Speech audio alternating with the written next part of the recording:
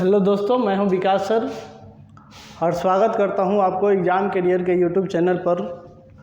आज हम लोग एक नया टॉपिक रीजनिंग का लेकर के शुरू करते हैं और सबसे पहले देखते हैं हम लोग डाइस यानी पासा। अगर आप लोग को यह वीडियो अच्छा लगेगा तो लाइक शेयर और सब्सक्राइब ज़रूर कर दीजिएगा, है ना, जिससे हमारी मनोबल बढ़ती रहे और हम इस पर कंटिन्यूअस काम करें। तो आज हम लोग देखते हैं पासा। देखिए, पासा जो है हम लोग को दो तरीक़े का पढ़ना होता है। पहला है आपका बंद और दूसरा है खुला, यानी कि ओपन डाइस और क्लोज डाइस।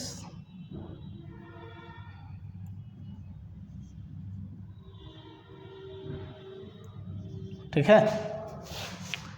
तो खुला डाइस में कोई ज़्यादा प्रकार नहीं होता है, एक ही प्रकार की क्वेश्चन होती है। तो सबसे पहले हम लोग खुला डाइस का देख लेते हैं। खुला डाइस का मतलब ये हुआ कि अगर प्लेन पेपर पर डाइस को आप चारों तरफ से काट करके लंबा बनाइएगा तो कुछ इस तरह का फिगर आप बना सकते हैं, है ना। 1 2 3 4, एक इधर खुला हुआ और एक ये इधर। मतलब ये बंद करने पर पासा बनेगा, ये अभी पासा है नहीं। बात को समझिएगा। खुला डाइस का मतलब क्या हुआ कि ये बंद करने पर पासा हो जाएगा, लेकिन ये अभी पासा है नहीं। अभी इसका बस स्ट्रक्चर बना करके इस पर लिख दिया गया है। जैसे मान लीजिए कि हम इस पर लिख देते हैं ABCD EF। ठीक है, इसको हमने लिख दिया। अब जब इसको हम बंद करेंगे तो ये पासा बन जाएगा। लेकिन आपसे ये पूछा जाता है कि अगर इस पासा को हम बंद करने पर बना लें तो A के अपोजिट डायरेक्शन में क्या होगा, F के अपोजिट डायरेक्शन में क्या होगा। इस तरह की क्वेश्चन हम लोग को ओपन डाइस में पढ़नी है। ठीक है ना।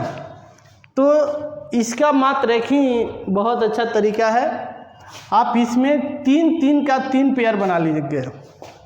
हमको पेयर कितना बनाना है, 3 पेयर बनाना है ना। और ये 1 के डिस्टेंस पर होगा। मतलब मान लीजिए कि यहाँ पर A है, यहाँ पे एक बॉक्स हमारा खुला है और दूसरा B है। तो ये हमारा एक पेयर बनेगा जिसमें A का अपोजिट B होगा और B का अपोजिट A होगा। Is it clear. देखिए, हम फिर से इसको बताते हैं। हमको इसमें टोटल मिला करके 6 गो कैरेक्टर लिखा हुआ है। क्यों? क्योंकि पासा पर 6 ही फलक होते हैं, 6 ही फेस होते हैं। अब इसमें हम 2 का पेयर बनाएंगे तो 3 गो पेयर बनेगा। और तीनों पेयर में खासियत क्या रहेगी कि हमको बीच में एक कैरेक्टर का डिस्टेंस चाहिए होगा। जैसे इधर A है, बीच में कोई भी हो एक, और इसके बाद B है। इसका मतलब ये हुआ कि A के अपोजिट डायरेक्शन में B होगा और B के अपोजिट डायरेक्शन में A होगा। क्लियर है। तो इसी तरह से और पूरा 3 गो पेयर बनना चाहिए। ये नहीं कि हम 2 गो बना दिए, तीसरा बन नहीं रहा है और तब हम देने लगे आंसर, तो वो गलती हो जाएगा। तब देखिए इसमें हम कैसे बनाएंगे। 1 2 3 F और D का एक पेयर हो जाएगा। ठीक है। फिर 1 2 3 B और E का एक पेयर हो जाएगा। ठीक है। फिर 1 2 3, मतलब A और C का एक पेयर बन जाएगा। ठीक है। इसको हम लोग ऐसे डिनोट कर सकते हैं। इसका मतलब है कि ये एक दूसरे में रिवर्सिबल है। A का अपोजिट C होगा और C का अपोजिट A होगा, B का अपोजिट E होगा और E का अपोजिट B होगा। फिर F का अपोजिट D होगा और D का अपोजिट F होगा, है ना। तो अब अगर ऐसा फिगर दे करके आपसे पूछा जाता है कि बताइए कि B का अगर हम इसको पासा बना ले तो B के अपोजिट डायरेक्शन में कौन लिखा हुआ होगा, तो देखिए B का अपोजिट डायरेक्शन में क्या लिखा रहेगा, E। या आपसे ये कहा जा सकता है कि जब तली में D हो तो ऊपर कौन होगा, तो तली में D रहेगा तो ऊपर कौन होगा, F होगा। ठीक है, अगर तली में F रहेगा तो ऊपर कौन होगा, D होगा। इस तरह से हम लोग को किसी भी फिगर का क्या करना है, मतलब ये डायग्राम पहले बना लेना है तब आंसर देना है। अब देखिए हम एक और आपको फिगर दिखाते हैं इसी क्रम में। जैसे मान लीजिए कि ये है आपका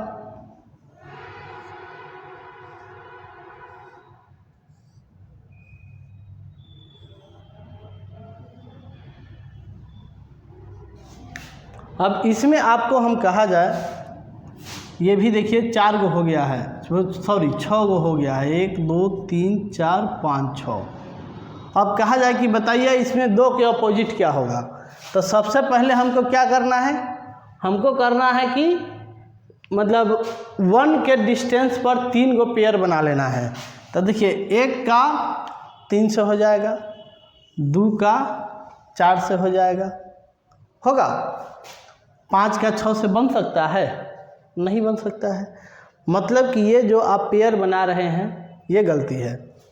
अब देखिए इसको जो है हम लोग कैसे बनाएंगे, हमको तीनों को 1 के डिस्टेंस पर फिक्स करना पड़ेगा ही पड़ेगा। अब जाइए अगर हम इसका पेयर इससे बना दें तो फिर ये नहीं बनेगा 3 गो के डिस्टेंस पर। बात को समझ रहे हैं, चलिए। तो कहने का अर्थ है कि हम इसको अगर मोड़ें और पासा बनाने का प्रयास करें तो हमारा पेयर बनेगा ही नहीं, यानी कि पासा ही नहीं बनेगा। बात को समझे कि नहीं समझे। आप कहिएगा कि 6 गो तो फलक हिले है, ये पासा क्यों नहीं बनेगा, तो ये जो 1 है वो दूसरे पर आकर के ओवरलैप कर देगा। जैसे ये 6 जो है ये 4 पर आकर के ओवरलैप कर देगा और एक जगह हमारा खाली बच जाएगा, जबकि एक जगह 2 लेयर हो जाएगा। बात को समझे। ये तभी संभव होता है जब हम लोग 1 के डिस्टेंस पर 3 पेयर पूरा सही ड्रॉ कर सकते हैं। बात समझ गए। तो ये हमारा क्राइटेरिया होता है किसका, ओपन डाइस का। किसका होता है, ओपन डाइस का। अब हम लोग देखते हैं क्लोज डाइस। ठीक है, तो क्लोज डाइस में क्या होता है, अब क्लोज डाइस में जो है वो पासा आपका बना बनाया हुआ रहता है इस तरह से।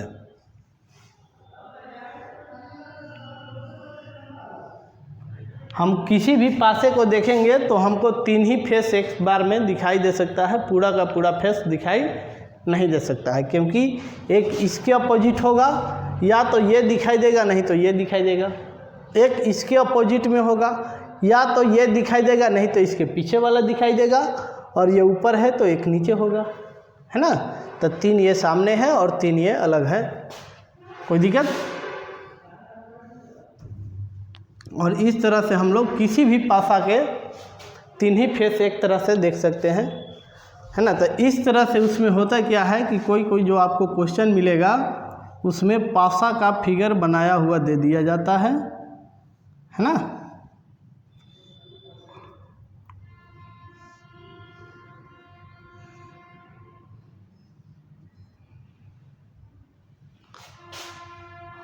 दो गो दे दिया जाएगा या 2 से अधिक दे दिया जाएगा।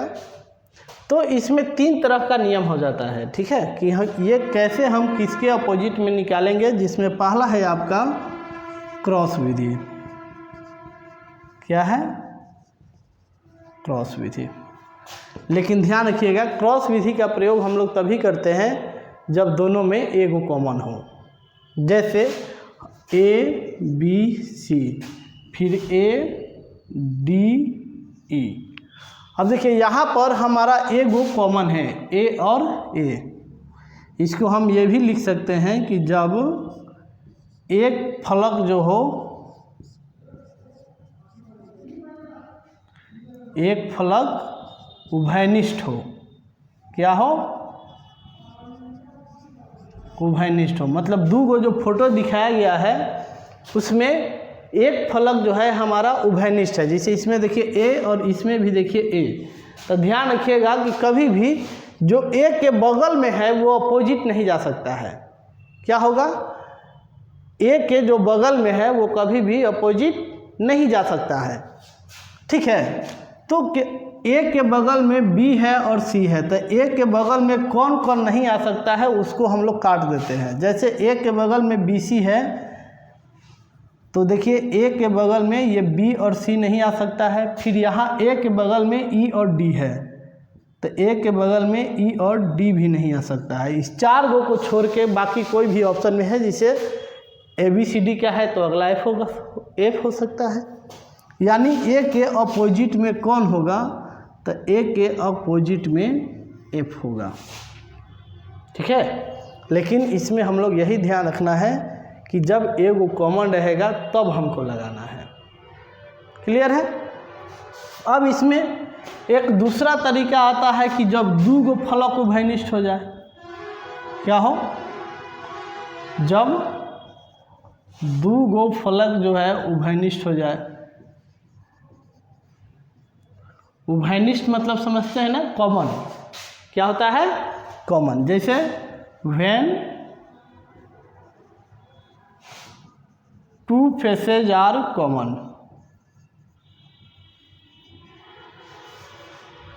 ठीक है, क्या होगा? जब दो फलक आपका उभयनिष्ठ होगा, तो दो गो फलक उभयनिष्ठ होगा तो क्या होगा? जैसे ए बी के बगल में हमारा यहाँ सी दे दिया गया है।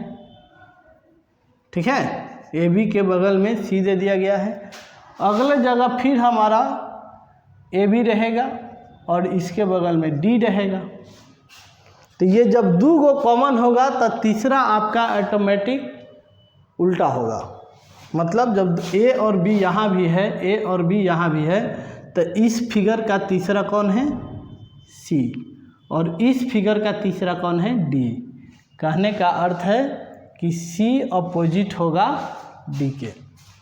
ठीक है, सी अपोजिट होगा डी के। अपोजिट। चलिए, अब इसमें आपका तीसरा आता है कि जब कोई भी उभयनिष्ठ न हो।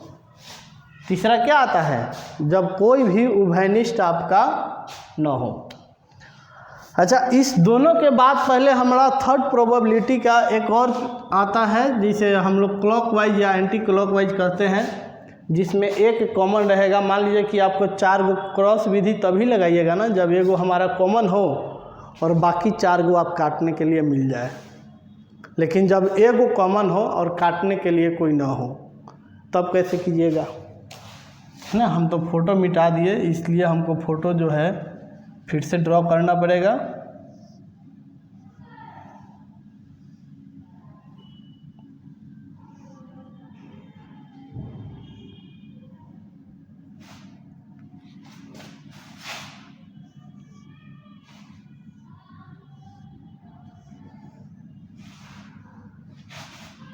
ठीक है, जैसे ए बी सी हो गया और ए डी ई हो गया। चाहे ए को हम दूसरे जगह लिख सकते हैं, ए डी ई हो गया। यहाँ पर क्या है कि ए गो कॉमन तो है, लेकिन आप चार गो काट नहीं सकते हैं।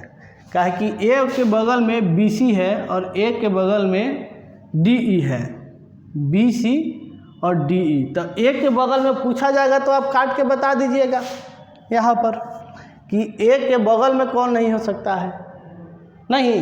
लेकिन अगर बी के अपोजिट में पूछ दिया जाए तब कैसे बताइएगा? तो उसके लिए क्या है कि क्लॉकवाइज या एंटी क्लॉकवाइज कोनो एक डायरेक्शन से हम लोग दोनों का कैरेक्टर लिख लेंगे। जैसे यहाँ पर हम क्लॉकवाइज अगर लिखते हैं इस डायरेक्शन में, तो ए के बगल में कौन कौन आ जाएगा? बारी बारी से बी और सी आ जाएगा।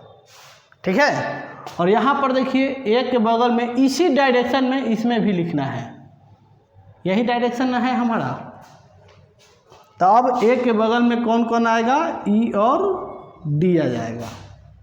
नहीं, तो B के अपोजिट में हमारा E हो जाएगा और C के अपोजिट में D हो जाएगा। इस बात को समझ गया? कोई कन्फ्यूजन है तो फिर से बोलिएगा। इसे क्या है कि हम क्रॉस विधि में ही जब एक के अगल बगल का काट लेंगे तब उसको लगाएंगे। अगर हम नहीं काट पाए तो हम लोग ये तरीका अपनाएंगे। इसको रोटेटिंग विधि कहा जाता है कि रोटेट करने पे कैसे एडजस्टमेंट होगा। तो इसके लिए हमको करना क्या है कि किसी एक डायरेक्शन में, घड़ी के दिशा हो या घड़ी के विपरीत दिशा हो, किसी एक डायरेक्शन में हम दोनों का कैरेक्टर लिख लेंगे। ठीक है, और कैरेक्टर लिखने के बाद जो आमने सामने होगा वो एक दूसरे का विपरीत होगा। बात समझ गए? चलिए, तो हम लोग अगले वीडियो में इसी का स्टैंडर्डाइज और नॉन स्टैंडर्डाइज देखेंगे। तब तक आप लोग इस पर आधारित क्वेश्चन को बनाएंगे और क्वेश्चन का PDF भी आपको उपलब्ध कराया जाएगा थोड़े ही दिन में। आप लोग वीडियो को थोड़ा लाइक, शेयर और सब्सक्राइब ज़रूर कीजिएगा।